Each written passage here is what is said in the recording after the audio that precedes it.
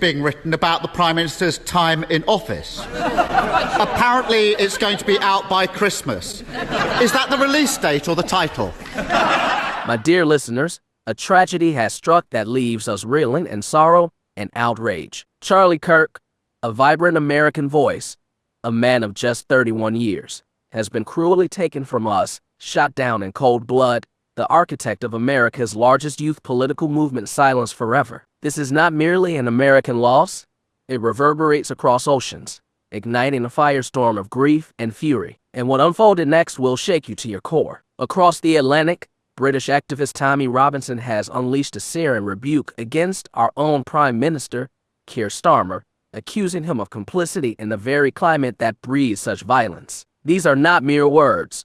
They are a clarion call that demands we rethink this entire tragedy. If you seek the unvarnished truth about this crisis now tearing through two nations, I urge you, subscribe to our channel. This story moves with a ferocity unlike anything we've witnessed this year, and we are committed to bringing you every unfolding detail. The mainstream media, predictably, shies away from the raw truth of what followed Kirk's assassination. As Americans grappled with the shock of losing their most dynamic young conservative, something extraordinary transpired here in Britain. Keir Starmer issued what appeared to be a standard condolence, a politician's polished words, condemning violence, calling for unity, and offering sympathies to Kirk's family. Routine, you might think, but you'd be gravely mistaken. Tommy Robinson was watching, and his response has transformed this American tragedy into an international maelstrom. Robinson didn't merely challenge Starmer's statement. He tore it to shreds with a passion that has set hearts ablaze. His words, burning across social media, are nothing short of explosive. How dare you speak of his death when your own policies fuel this hatred? If Charlie Kirk had lived in Britain, you'd have thrown him in chains. You mark men with political smears, then feign shock when a trigger is pulled. And he didn't stop there. Charlie Kirk spoke truth. In Britain, truth-tellers are locked away while criminals roam free. Your government would have branded him a criminal the moment he set foot here. And you know it. These aren't fleeting rants. They are a direct accusation that Starmer's Labour government fosters a two-tier justice system, one that silences conservative voices while shielding its allies. Before you dismiss this as mere theatrics, consider what Robinson is truly saying. He argues that Western governments, Starmer's included, have crafted a system that punishes dissent while protecting the powerful. And here's the chilling truth. He may not be entirely wrong. Kirk's organization, Turning Point USA, boldly challenged mass immigration, questioned gender ideology, and defied COVID restrictions. Positions that, in Starmer's Britain, could see you jailed for so-called hate speech. Just recently, British citizens were arrested for social media posts criticizing immigration policy. Robinson himself has been hounded by the state, imprisoned for journalism deemed too uncomfortable by the establishment. When he claims Kirk would have been locked up here, he's not spinning a fantasy, he's pointing to a pattern. But the story grows even more heart-wrenching. I had the privilege of speaking with Dr. James Orr, a Cambridge scholar who knew Charlie Kirk personally, and his words will haunt you. If political foes had to silence one man, it would have been Charlie. He told me his loss is a devastation, not just to his family, but to America, to the conservative cause. Dr. Orr wasn't merely an observer. He was a friend, forged in recent months through shared ideals. He shared a glimpse of a man far beyond the political firebrand. Only days ago, Charlie texted him, probing an obscure question of moral philosophy to better engage students who opposed him. Imagine that, a man, days from his death, seeking to sharpen his mind for peaceful discourse. This was no purveyor of hate, but a soul dedicated to intellectual bridge building. Dr. Orr spoke of a recent dinner with Charlie and his wife, Erica, in Colorado, where Kirk described the heavy security, state police, private guards required for his campus visits. He knew the risks, yet pressed on, driven by unyielding belief. At 31, having left school at 18, he built what scholars now call the most successful youth political movement in decades. He leaves behind a wife, 2 young children, and an organization employing over 1,000 souls. But Charlie Kirk's legacy is greater than one man's life. Through Turning Point USA,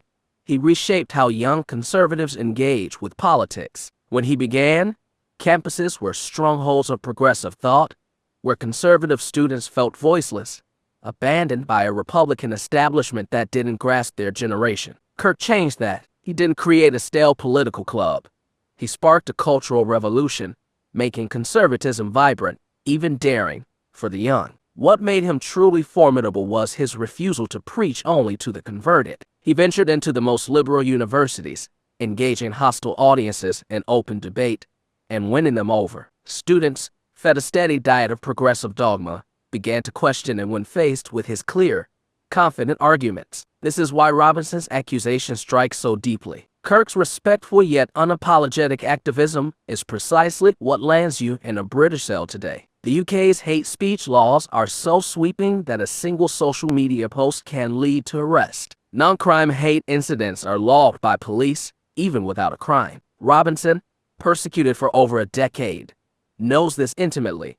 Imprisoned for exposing truths about immigration and extremism, he sees Starmer's condolences as rank hypocrisy. "Your government breeds hostility," he declared, then feigns surprise when it turns violent. This accusation cuts to a question shaking the Western world. Does political rhetoric ignite violence?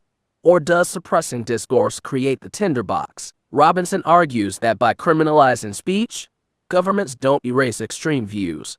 They drive them underground, where they fester and grow dangerous. If Kirk had been silenced in America, as Robinson has been in Britain, would his millions of followers have abandoned their beliefs, or would some have turned to darker paths? This is the paradox of anti-extremism policies. By labeling mainstream conservative views as hate, governments may fuel the very extremism they claim to combat. Kirk offered a peaceful, constitutional path, channeling frustration into lawful activism. Remove that, and you don't eliminate the anger. You remove the safety valve. Dr. Orr's words chill the blood. Kirk was the quintessential American, humble, successful, devoted to peaceful engagement. If a man like him can be targeted, no conservative leader is safe. Yet Robinson's fight with Starmer is only beginning. He's building a case, pointing to Britain's jailed for speech less bold than Kirk's, exposing a system that claims to abhor violence while silencing opposition through legal intimidation. Starmer's condolence, Robinson argues, is not sympathy, but calculation, a chance to appear statesmanlike while upholding policies that stifle dissent. They silence us through law, Robinson said, then act shocked when some turn to lawlessness. They create the pressure cooker and blame us when it bursts. This resonates far beyond Robinson's usual allies. Even mainstream voices now question whether governments have overreached in curbing speech. Kirk's death reveals a profound truth about Western politics. Conservative movements, from America to Europe, see themselves in a global fight against suppression. Kirk was more than an American figure.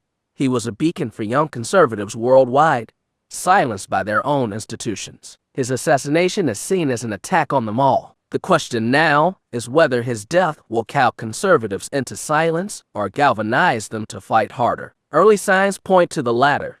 Donations and volunteers flood conservative causes, young people newly awakened to the stakes. Can Turning Point USA endure without its founder? Kirk was his heart, his strategist, his fundraiser. Yet Dr. Orr believes his legacy is bigger than one man. Charlie built a culture, an infrastructure, a generation that knows what's at stake. The test is whether they can maintain his balance, bold yet peaceful, provocative yet constructive. If they can, his killers may have miscalculated. Instead of silencing a movement, they may have created a martyr, inspiring greater resolve. But Robinson's warnings point to a darker risk. If governments persist in criminalizing conservative speech, they may sow the seeds of greater violence. Kirk showed a lawful path.